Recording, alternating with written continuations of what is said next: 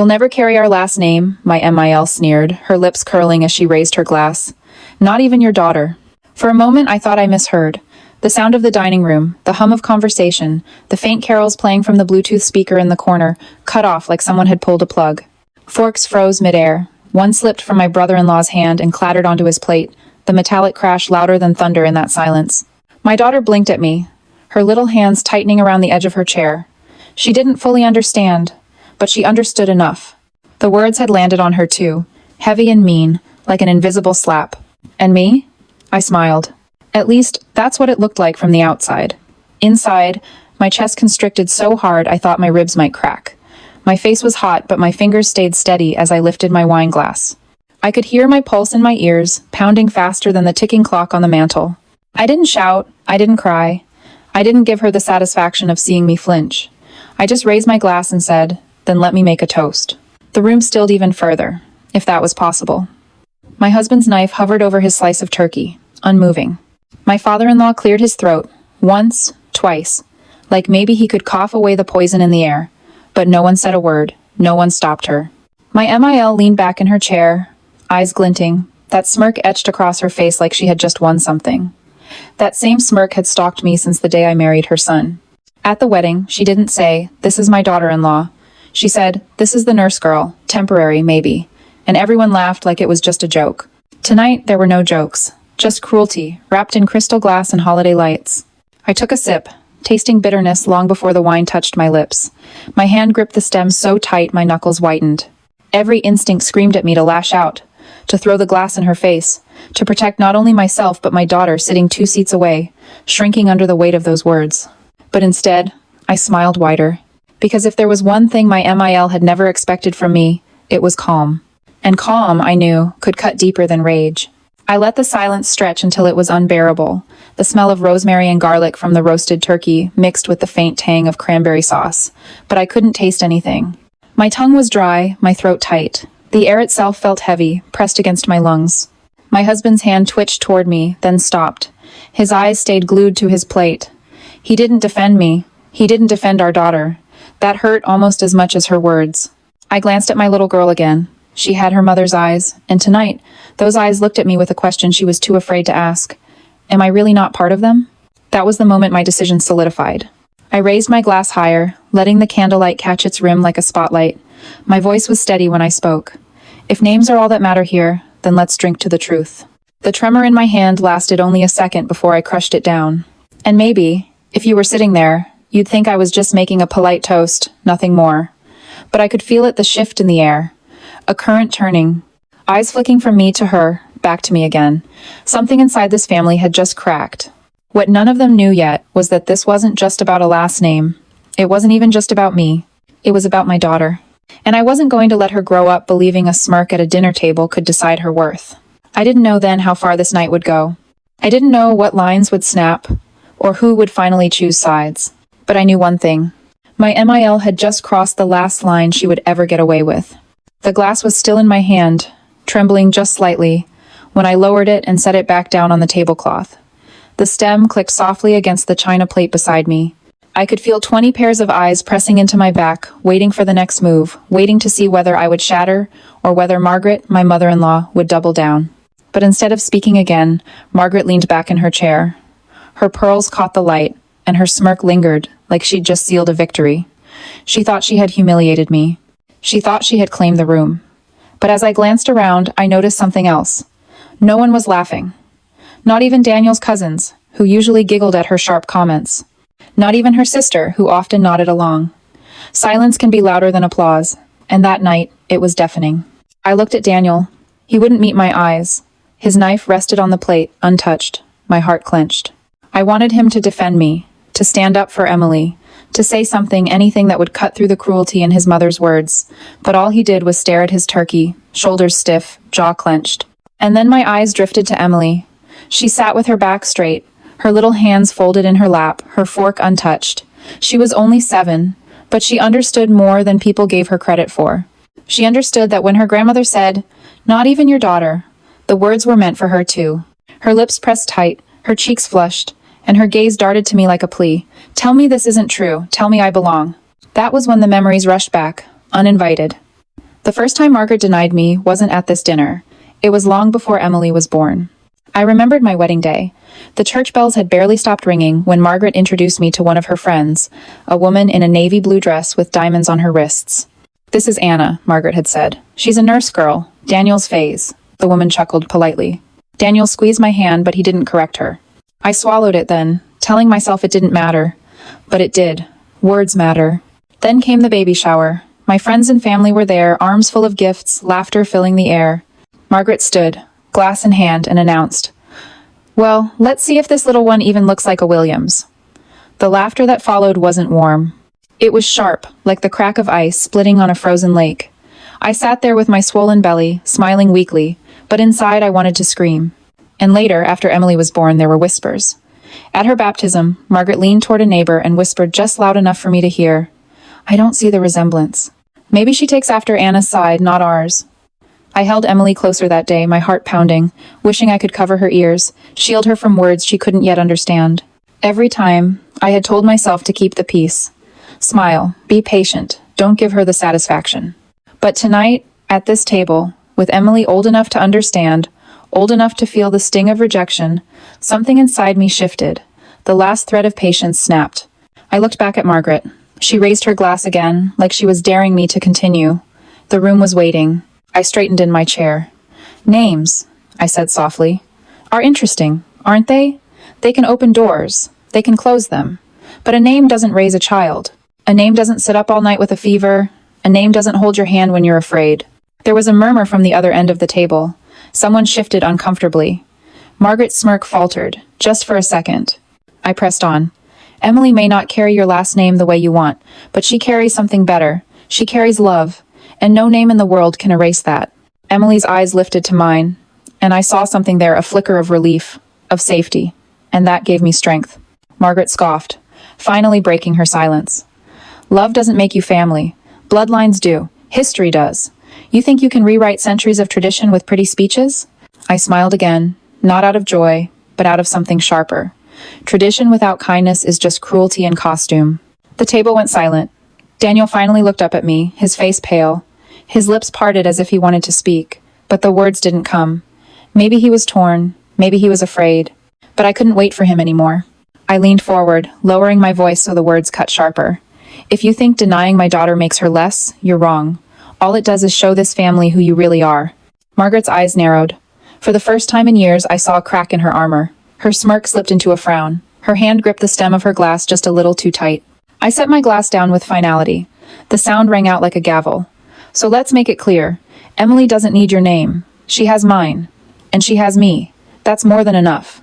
The room stayed frozen, the air heavy with the weight of my words. And then, quietly, almost imperceptibly, one of Daniel's cousins whispered, "She's right." It was soft, but it was enough. A ripple moved across the table. Eyes darted away from Margaret. A few heads nodded. The tide was turning, and she knew it.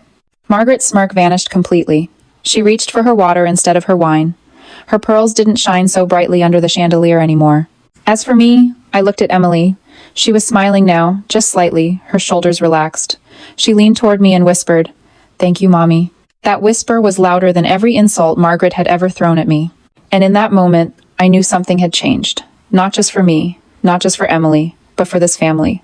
Margaret had thrown her sharpest dagger at the table, and for the first time it hadn't stuck. I didn't know yet what the fallout would be. I didn't know how Daniel would handle the fracture between his mother and his wife. I didn't know what words would be whispered once the plates were cleared and the night ended. But I knew one thing. Margaret's grip on this family had cracked, and once a crack starts, it only spreads. The silence that followed my words pressed heavier than any scream. My glass rested on the tablecloth, but my pulse still raced as if I were holding it midair. Around me, the room had turned into a theater, every family member frozen in their seats, waiting to see who would take the stage next. Margaret's eyes narrowed, and for a brief moment I saw the truth flicker across her face. She was losing control. For years she had controlled this family with smirks and whispers, slicing reputations with quiet precision. But tonight, her weapon had failed, and nothing terrified her more than losing the power of her own voice. She straightened her shoulders. "A toast is pretty," she said, her words sliding across the table like ice. "But pretty words don't change reality. In this family, names matter. Always have, always will." A few heads bobbed automatically, as if afraid not to agree. but I saw hesitation. One cousin kept her eyes down. Daniel's aunt toyed with her napkin, folding and refolding. And then, almost too softly to be heard, Daniel's younger brother muttered, "Not if the name doesn't mean respect." Margaret's head whipped toward him. "Excuse me?" Her voice sharpened, her pearls rattling as she turned. He shrugged, eyes fixed on his plate. I said nothing, but it was enough. A ripple of discomfort spread across the table, and I could feel it, the crack widening. Daniel finally spoke. His voice was low, almost hoarse. "Mom, maybe that was too much." It was the first time all evening he had said anything. My heart twisted, half relief, half ache. Too much? That was all? But still, the words hung in the air, undeniable. Margaret's face darkened. "Too much?" she repeated. "You think I'm wrong to protect our family's legacy? You'd let anyone in, Daniel, anyone who smiled at you. That's not strength, that's weakness." My chair creaked as I leaned forward. "Your legacy doesn't feed Emily. It doesn't tuck her in at night. It doesn't make her laugh when she's scared. What exactly does your legacy do for her, Margaret, besides try to erase her?" Margaret's cheeks flushed crimson. She opened her mouth, but before she could reply, Emily spoke. Her voice was small but clear, cutting through the air sharper than any adult's. "I like my name, and I love my mom. That's enough for me." The room gasped. My 7-year-old daughter had just said what none of the adults had dared. I reached for her hand under the table, squeezing it gently. She squeezed back. Margaret blinked, startled. "Emily?" she began, her tone dangerously sweet. "Sweetheart, you don't understand how families work yet." "Yes, I do," Emily interrupted, louder this time. "Families are supposed to be nice." A stunned silence fell over the table. And then, somewhere near the end, someone chuckled. It was Daniel's cousin again, unable to hold it in. The laugh spread nervously, unevenly, but it spread. Margaret's power was slipping like sand through her fingers. She slammed her glass down, the sharp crack making Emily flinch. "Enough, this is my house, my table, my rules. If you don't like it, you don't belong here." Her words hit like a stone, but they no longer shattered me. Instead, they fell flat, absorbed by the very silence she had ruled for so long. People were no longer afraid to look at me. They were afraid to look at her. I rose slowly from my chair. The candlelight caught the edge of my dress, and I let the moment breathe before I spoke. "Then maybe belonging here isn't worth it." Gasps circled the table. Daniel stood halfway, panic in his eyes. "Anna," but I wasn't finished. "For years I've tried to earn my place here. Smiles, patience, silence. And every time, Margaret, you've taken that silence as permission. But tonight, I'm done. I don't need your approval. And Emily certainly doesn't need your permission to exist." I turned toward Daniel. "And if you can't say the same, then maybe you've already chosen which side you're on." The weight of my words hung between us. His face was pale, his mouth opening, closing, searching for words. Margaret seized the moment. "See? See how she speaks to you, Daniel? How she disrespects this family? You'd throw away everything for her?" But Daniel didn't look at her. He looked at Emily, whose small hand was still clutching mine. He saw her eyes, wide and waiting, and something inside him shifted. He finally stood, his chair scraping loudly against the floor. "Mom," he said firmly, "stop." The word rang like a bell. Margaret froze. Daniel continued, his voice gaining strength. "This isn't about names, it's about control, and I'm tired of it. Anna is my wife, Emily is my daughter, and they belong in this family whether you like it or not." The silence after his words was different, no longer suffocating, but charged. For the first time, Daniel had chosen. Margaret's face crumpled. "You ungrateful boy," she whispered. "After everything I've done." But her words faltered. She saw the faces around the table. No one was nodding now. No one was laughing. Even those who once echoed her had fallen silent, their loyalty shaken. I squeezed Emily's hand tighter, a rush of relief washing through me. For the first time in years, the weight wasn't on my shoulders alone. Daniel had lifted it too. Margaret rose slowly, her chair groaning against the hardwood. She straightened her blouse, but her smirk was gone. Her voice was cold. "Fine, if that's how it is. But don't expect me to forget." She left the table, her heels clicking down the hallway, the sound fading, until the only thing left was the soft hum of the carols still playing in the background. For a long moment, no one moved. The turkey sat cooling on its platter, the cranberry sauce untouched. Then Daniel's cousin lifted his glass hesitantly. "To Emily," he said. Glasses clinked, one by one, until the whole table joined. Even Daniel's father, his voice rough, raised his. "To Emily." My daughter beamed, cheeks flushed with pride. She leaned her head against my arm. "See, Mommy?" she whispered. "Families are supposed to be nice." Tears pricked my eyes, but I held them back, smiling instead. "Yes, baby, they are." And as the glasses lowered and the meal finally resumed, I knew the truth. Margaret might never accept me. She might never accept Emily. But she had lost something far greater than control that night. She had lost the silence of everyone else at the table. And once silence is broken, it can never be put back together again. The clinking of glasses still echoed in my ears long after Margaret's heels disappeared down the hallway. The toast to Emily had shifted the air in the dining room, lightening something that had been unbearably heavy only moments before. For the first time in years, I wasn't carrying the weight alone. Emily leaned against me, her small head resting on my arm, a smile still dancing on her lips. "They said my name, Mommy," she whispered. "All of them." I kissed the top of her hair. "Yes, sweetheart, they did." But beneath the relief, a flicker of unease remained. Margaret was not the kind of woman to retreat quietly. Her silence now was not surrender, it was strategy. I knew it, the way you know a storm is coming, because the air tastes different. Daniel's father cleared his throat. "Well," he said gruffly, "dinner's getting cold. Let's eat." His attempt at normalcy was almost comical, but it worked. People reached for dishes, passing bowls of mashed potatoes and green beans, grateful for something to do with their hands. I spooned vegetables onto Emily's plate, my movements automatic, my mind still replaying Margaret's glare. Across the table, Daniel watched me. His fork was untouched. Finally, he leaned closer. "Anna," he said quietly, "I'm sorry." My chest tightened. I wanted to accept the words, to let them be enough. But sorry was fragile when years of silence had come before it. I studied his face, the crease in his brow, the way his eyes flicked nervously toward the hallway where his mother had gone. "You stood up tonight," I said softly. "For us, for Emily. That matters." He nodded, swallowing hard, as if my words were heavier than the food he couldn't bring himself to eat. Dinner stumbled forward. Conversation returned, halting at first, then steadier, though every laugh sounded a little too forced. Emily chatted about school, about the gingerbread house she wanted to build tomorrow. Her innocence was the balm we all needed, and I let her voice wash over me like music. But every few minutes, I caught someone glancing toward the hallway, waiting for Margaret to return. She didn't. The longer her absence stretched, the more obvious it became. Her power had cracked, and she didn't know how to wield it anymore. After dessert was served a pecan pie, Emily had helped decorate with uneven whipped cream. I excused myself to the kitchen. I needed air, a moment to collect my thoughts. The sink was full of dishes, and I stood there with my hands pressed against the counter, breathing deeply. Daniel joined me a minute later. "She'll never forgive me," he said quietly. I turned. "You didn't do anything wrong, Daniel. You told the truth." He rubbed the back of his neck, his voice low. "You don't know her like I do. When she feels cornered, she strikes harder later.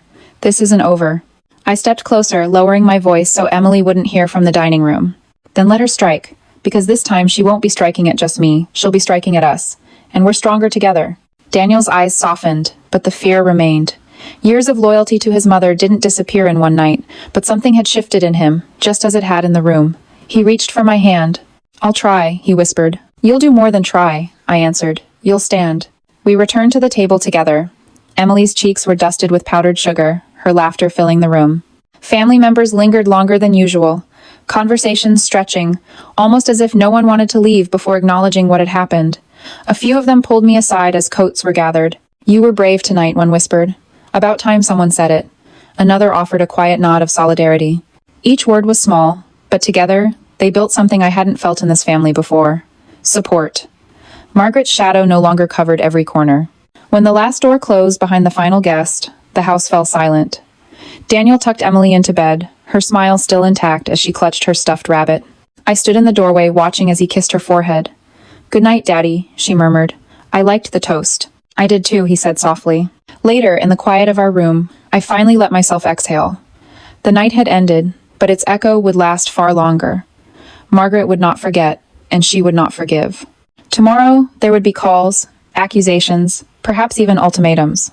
But tonight, for the first time, the three of us had stood together even if Daniel's voice had trembled, even if mine had nearly cracked. Emily had seen it, she had heard it, and that was what mattered most. As I lay down beside Daniel, I realized something simple, something Margaret would never understand. Family isn't measured in names, or in legacies, or in who sits at the head of the table. Family is measured in the moments when you choose each other, when you refuse to let silence define you. And tonight we had chosen. The next morning, the house was unusually quiet. Snow had fallen overnight, frosting the yard and muting the world outside. Emily was still asleep upstairs, her stuffed rabbit tucked under her chin, but I was already awake, staring at the ceiling with a heaviness pressing down on me. I knew it wouldn't be long before Margaret made her next move. Daniel stirred beside me, his arm draped across his eyes. "Do you think she'll call?" he muttered. I laughed softly, but without humor. "She doesn't call, she summons." And sure enough, less than an hour later, his phone buzzed on the nightstand. Margaret. The name lit up the screen like a warning. Daniel stared at it, frozen, until it went silent. A moment later, it rang again. "Answer it," I said, though my stomach tightened. "If you don't, she'll just show up at the door." He exhaled slowly and picked it up. "Hi, Mom." Her voice was loud enough that I could hear every word from my side of the bed. "Daniel, you embarrassed me. You embarrassed this family. Do you have any idea what people will say after last night?" Daniel sat up, pressing the phone tighter to his ear. "What people, Mom? The family? They were there. They heard everything. And maybe they didn't agree with you this time." "Don't you dare take her side over mine," Margaret snapped. "That woman has been nothing but trouble, and you let her use our daughter to make a spectacle." I clenched my fists under the blanket. Our daughter. The way she said it made it sound like Emily was hers to claim or to deny. Daniel's jaw tightened. "She's my wife. Emily is my daughter. And we're not doing this anymore." There was a long silence on the line. When Margaret finally spoke, her voice was icy. "If you choose her, Daniel, then don't expect me to open this house to you again. Don't expect the inheritance, the business, any of it. You'll be on your own." My breath caught, even though I had known something like this was coming. Margaret wasn't just a mother. She was a gatekeeper of wealth, of legacy, of status that Daniel had grown up under. This was her strike, just as I had warned. Daniel's shoulders slumped, and for a terrifying second, I thought he might bend. But then he looked at me, and his voice steadied. "Then so be it." He hung up. The silence that followed was heavier than her words. "She'll come after us harder now," I whispered. Daniel rubbed his face. "I don't care about the money, but she's not going to let go, Anna. She'll twist this family until they hate us for good." I wanted to tell him that I didn't care either, that as long as Emily was safe, nothing else mattered. But I knew the truth. Margaret wasn't just fighting me. She was fighting for control of Daniel, and by extension, Emily. And people like her didn't stop when they lost. They escalated. Later that afternoon, the ripple began. Daniel's cousin called, apologetic. "Your mom already called everyone this morning," said Anna disrespected the family, said Emily was confused. His voice faltered. "I don't believe her, but others might." By evening, the texts started. Aunts, uncles. Some were neutral, others sharp. "Why stir drama on Christmas? Couldn't you have just let it go?" Margaret had wasted no time rewriting the narrative, casting herself as the victim of my cruelty. I read each message silently, my throat tight.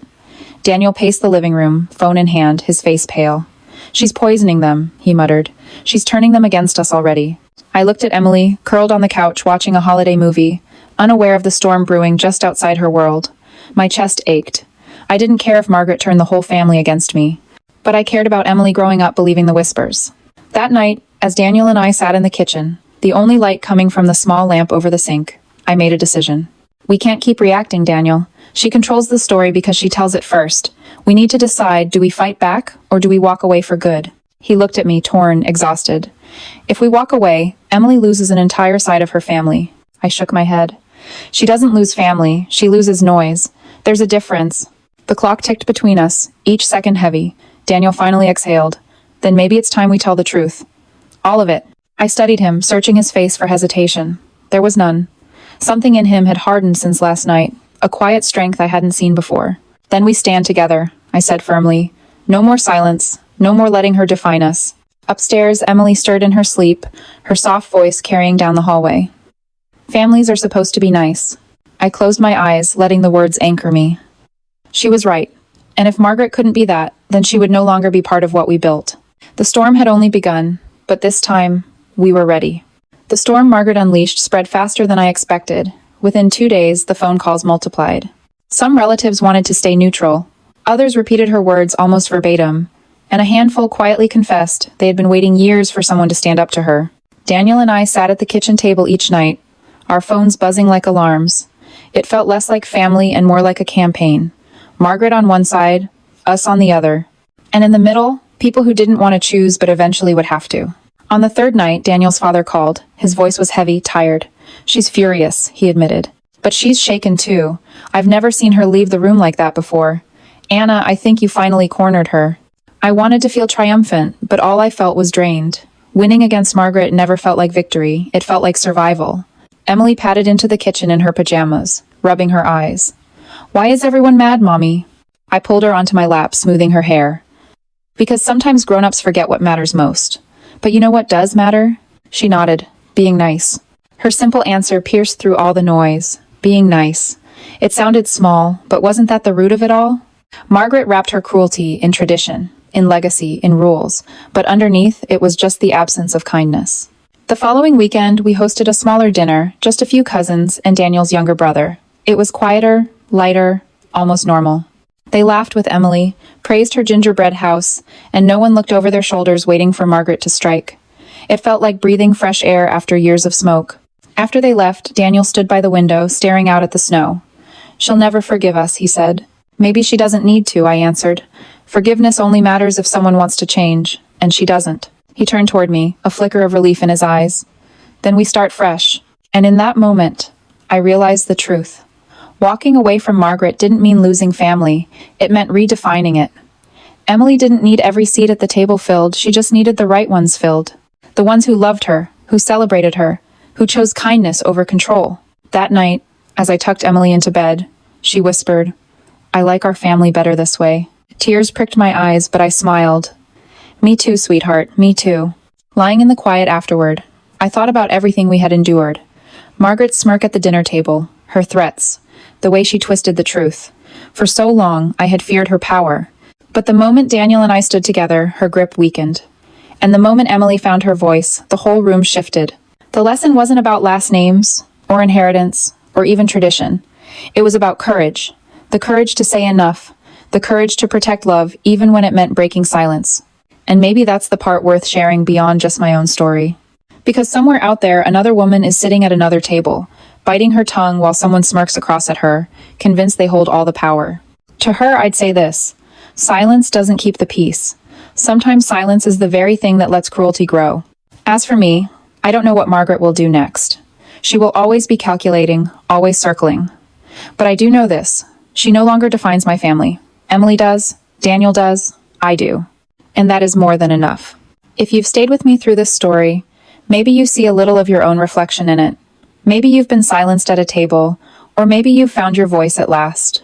If this resonated with you, I'd love for you to stay connected because there are more stories to tell, more lessons to share, and more reminders that even in the hardest moments, we are not alone. So, if you want to keep walking this journey with me, consider subscribing. That way, the next time a story like this unfolds, you'll be right here with me, holding the glass, steady, as we raise it together.